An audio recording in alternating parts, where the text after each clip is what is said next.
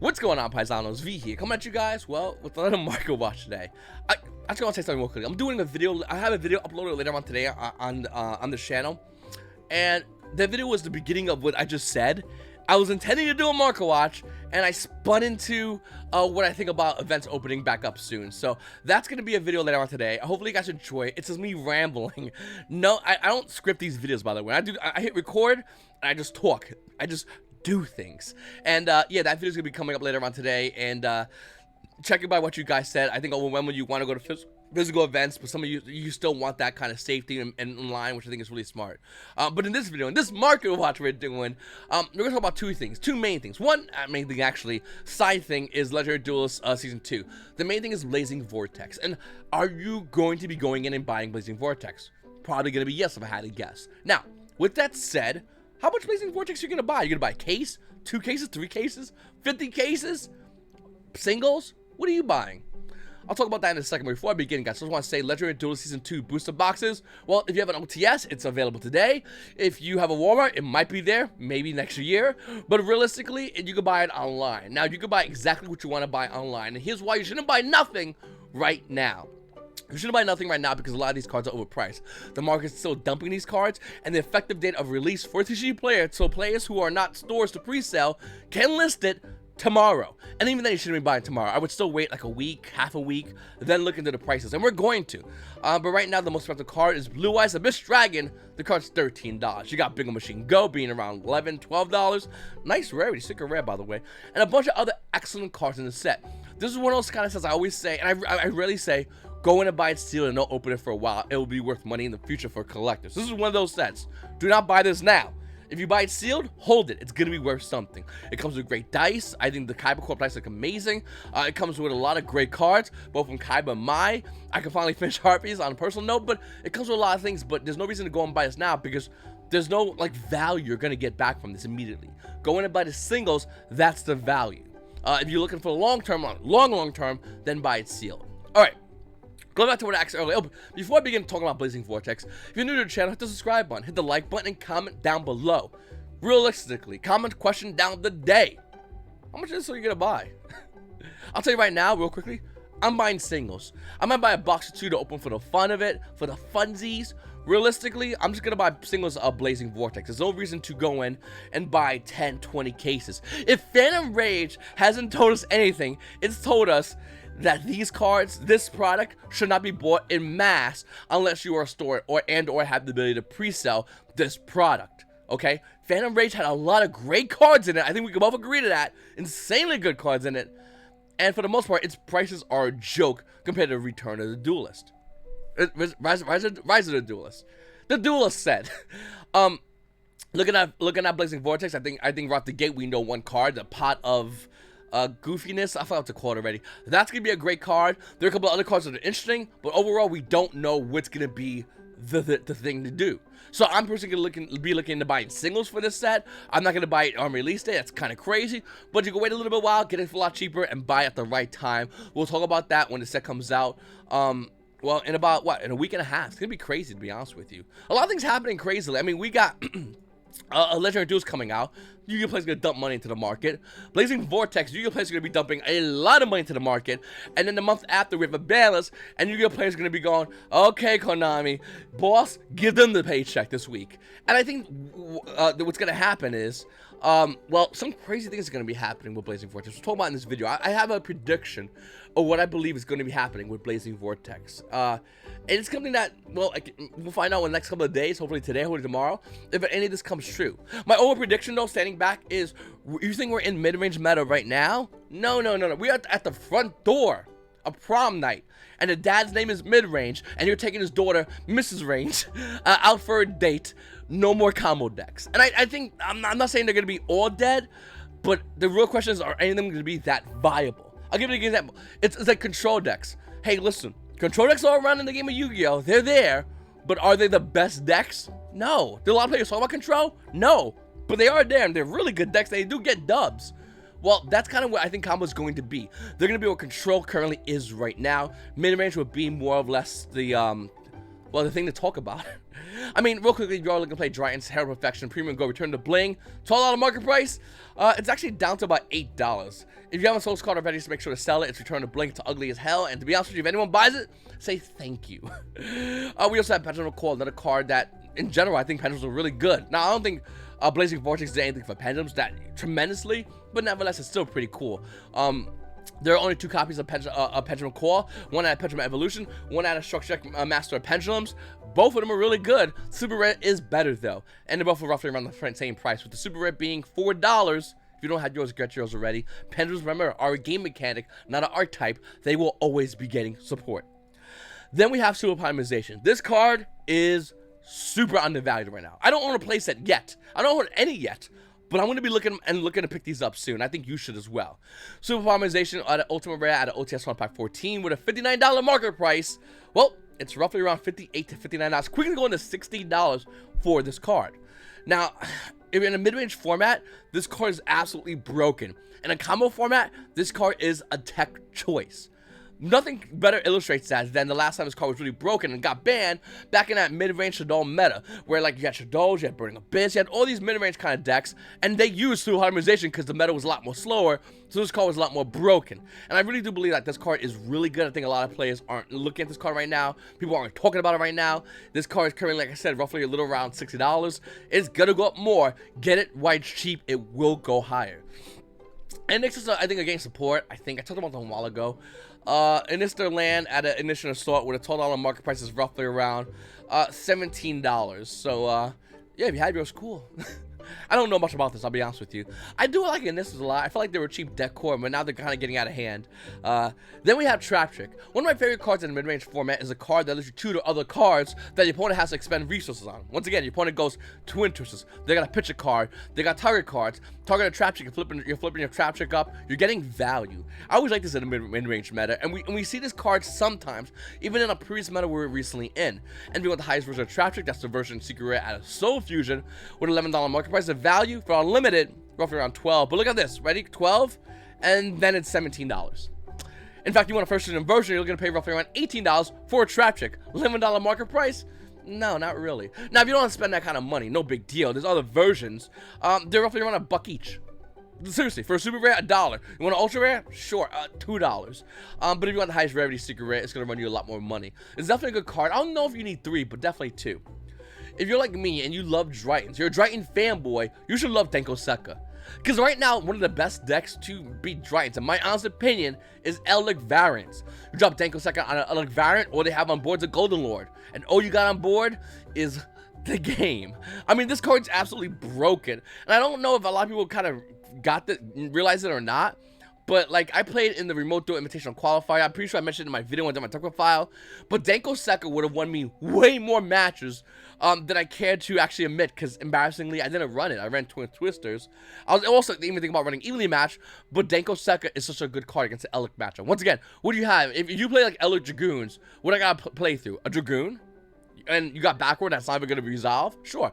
Draw for turn, stamina phase, main phase. You're waiting to react to cards I'm going to do. I'm going to slap Tanko on board. You're going to look at your stuff. You're going to wish your goon said, hey, pop a Tanko Suka once per turn during either player's turn. It doesn't say it, by the way. Don't even check. And then I'm going to go, okay, you got anything? Okay. So I got to bait one negate, plus whatever the possibility would have in your hand, and then blow through you. Can you do as a Triton player? The correct answer is, yeah, easily. Anyway, I think Tanko Suka is a phenomenal card that's really been underlooked right now. There's other versions. If you want to bounce Legend Event version with a $3 market price, the value's roughly around $3 to $4. Dragons is a weird deck. It's a deck that can play combo, and it does play combo, but it also is really good at grinding. Like I said, I played in the Remote Duel Invitational Qualifier, or Invitational Event. I grinded a lot of matches. I just didn't, like, a whole just didn't roll over and die. Some did, but some of them was like, all right, we'll keep playing, and we grinded. It was a really wild time. Cold is a card I think everyone still needs. You still need it. Even if you sold it, you still need one of these. There's other printings, but if you want the highest rarity, it's going to be the 2019 Gold Sark Mega Tin, almost near $5 price point. In fact, at $5 for the Prismatic Secret Rare, should we say, for Call by the Grave. It's still a great card. It's almost as good as Corsa Designator, which is a great card. Now, let's talk about speculation. This is where I get really... Okay. if Cross Designator comes out in Blazing Vortex, we're still missing, I believe, 2 World Premiere cards. I believe, I could be wrong. If we get Cross Designator, which is a modified version of No Butter Crossout, which I do believe, by the way, this will be in Blazing Vortex. I could be wrong, but if it is in Blazing Vortex, that's huge news. What we're going to see is an entirely different mentality towards the game and the player base, and what we play as far as our side decks and main deck, and what the structure is for mid-range as far as combo and how they compete against each other. Let me explain. Cross Designator is such a good card that had we get Max C at 3, which I do believe is going to happen in this ban list, Cross Designator will actually kind of check Max C. Think about it. If you're a combo player and you're worried about a Max C, first of all, you should be running Max C anyway for the mirror match. But second of all, if you're playing against you're going first and you're starting your combo and your opponent Max C's you, if you have Cross Designator, not only do they lose a card, but you realistically shut down that avenue of getting and resolving Max C, which is huge because that's normally the card that stops your turn. I think Max C is coming out in the ban list coming out this March. I think Cross Designator should be in Blazing Vortex. They almost work perfectly hand in hand together. If you've been watching my videos for a while, you know I'm a huge fanboy of Max C. I think it's inevitable that we're going to be getting that card coming out. More importantly, and here's where it gets kind of crazy, I think Max C won't be as overpowered. People have PTSD Max C. See how I did that? It was cute as hell. Listen, people are going to have that so they're freaking out. Oh no, Max C can never come back. VFD, blow your turn out? Shut up. People like that, you just look at it and you go, shut your mouth. I think Max C is an excellent card, just like I think Cross Designator is an excellent card, and they work hand in hand together. It's going to allow combo players to try to be combo-y, but realistically, those heavy combo players are going to turn into mid-range players because that's the most consistent way to do it. I think Cross Designator is even good in the mid-range, and as well as Max C is good in mid-range against a lot of players. In fact, if you want my honest opinion, this card will shift the game from heavy combo players to more mid-range players than ever before. Don't get me wrong, if you're playing combo, you Cross Designator your opponent on a Max C, you feel pretty damn good, almost invincible, and you continue your combo, right? Well, if you want to play in a big event, let's say regionals, which check my video later on today, we'll talk about that, or YCS, what's going to happen is, you don't want to say, oh yeah, every time I combo off, I'll have Cross Designator. So I think those players will enjoy it in the beginning, and then flip over and become mid-range players. Or they can run Cross Designators with Ash Blossom and Joyous Spring, another card in which everyone kind of forgets about, destroys Max C. It's pretty good. Could read it. Listen, looking at Cross Designator, if it was to come out in Blazing Vortex, would definitely change the way we see the game, and will actually increase the value per box unsold for Blazing Vortex. Because besides the pot card that you're going to need, you're also going to need Cross Designator. If it comes on Starlight Rare, this card is just as good, if not better, than Triple Tactics Talents. Can it happen? Yeah. Oh yeah, this can definitely happen. And if this was to be the case, Blazing Vortex will be worth way more than we're currently looking at it right now. Because right now, value-wise, it's not worth a lot. But put Cross Designator in there with that pod card, man, you know what? Blazing Vortex looks like a really good set, and now we can flip the conversation about whether we should buy sealed product or not. This card's huge. It changes the way we play the game, and looking at it, mid-range decks will definitely benefit the most out of this because they can play Maxi and Cross Designator, and when they play against either or, they're not really that hurt. Looking at mid-range players, I'm talking to you Elic players. All Elic players are going to be going crazy. You don't know it yet, but you're the best deck of the game come March. I think what Elic the Golden Lord is currently Secret Red being roughly around $41. This might rise in value. Elic the Golden Lord Premium Gold, Gold Rare, it's still going down because why does it? Well, of course it is. It's Gold Rare. Like who cares? Also, a little fun note: Elic the Golden Lord followed the same exact path as Cosmo Dark Destroyer. Secret Rare with a lot of money. Gets a gold reprint, goes down to $4 to $6. We're literally seeing Elic Golden Lord repeat history right here. Throwing out there. I called it a while ago, exactly the exact path, exact cards, and it's happening. Though I do think that Elic definitely will be a good deck. We might see more mid-range decks coming out from Blazing Vortex and Overdrive and all that stuff, but I do think Elic will definitely benefit the most with the release of Cross Designator and the unban of Max C, which I do think is going to be happening on this ban list. Virtual World definitely take the biggest hit. Now, don't be wrong, Virtual players are really excited. They got a new card. It's good to be a Virtual World player come the release of Blazing Vortex. Bad to be a Virtual player come the release of the ban list. That's the way I'm seeing it right now. And I love Virtual World. I have the whole entire deck max rarity. I Chow Fang with the whole jazz. I'm waiting for the new card. I think it's really good for about a month. And then we're going to see a lot of things change. I think Virtual World players are really excited. We're seeing Lulu, which was like 16, go back up to 18. We're seeing a lot of movement as far as Yu-Gi-Oh players just talking about and getting excited about Virtual World. But that might change. So don't be too stuck on Virtual World. A while ago, I called Forbidden Droplet, which is at one point $80, and that was pretty much the stabilization price point to go higher. In fact, I said it'll go around 120, 115 to 120. Looking at Forbidden Droplet at a Rise Reduced with $109 market price, the value is roughly around $117 a copy. Of course it is. $3 away from what I said it would tap out at, and it's going to tap out at 120. Why is that? Because, yeah, the card's really good right now against Virtual World. It's decent against Virtual World. I know they have the trap, they can pop it door, but they don't always throw a trap, by the way. But it's decent against Virtual World, really good against Drytons. Drytons put 2 monsters on board. You break that board, you break Drytons. That's broken. Even in the mirror match, Drytons are playing this card in their deck against the mirror match, so I could break your board, make my board, clean your board. You gotta do it. Do you have your Droplet and reset your game state? No? Peace out. So I think this card's insane. This card's even better in mid-range format. Because think about it, especially if you're playing Ellic, are you okay with sending trap cards to the graveyard for Forbidden Droplet? Your answer's probably gonna be, of course I am. And this card is good for that. So I do think that Forbidden Droplet is an excellent card. I definitely think it's highly underrated right now, even more so now, moving into the new format. It's gonna be a money card for a while. This is gonna be the norm. This is gonna be money for a good amount of time. It might help a little bit with the release of Blazing Vortex, but with the ban list, full circle, it becomes, the minute we see mid-range become good, this becomes better. In fact, one could argue this should be on the ban list, and I'm not going to say it shouldn't. Now, it should be purely banned? I don't think so. Maybe limited or semi-limited, but this card is broken. A cool thing about, if anyone looking into playing across a Designator is, you don't have to play 3 Nibiru if you're playing combo. Or maybe you want to play 3 Nibiru. I don't know, it's up to you. But you can literally play 1 Nibiru in your deck across a Designator, start your turn off, and you just cross a Designator and Nibiru when your opponent reveals it. I think that's how it works. Comment down below. You can do the same thing with Ghost Ogre and Snow Rabbit. And by the way, we're gonna see side decks in the future. No more there's like 3 Ghost Ogre, 3 Nibs. Those days are gone. 3 of hand traps in the side deck is gone. We're gonna see people probably with max 2 Nibiru, max.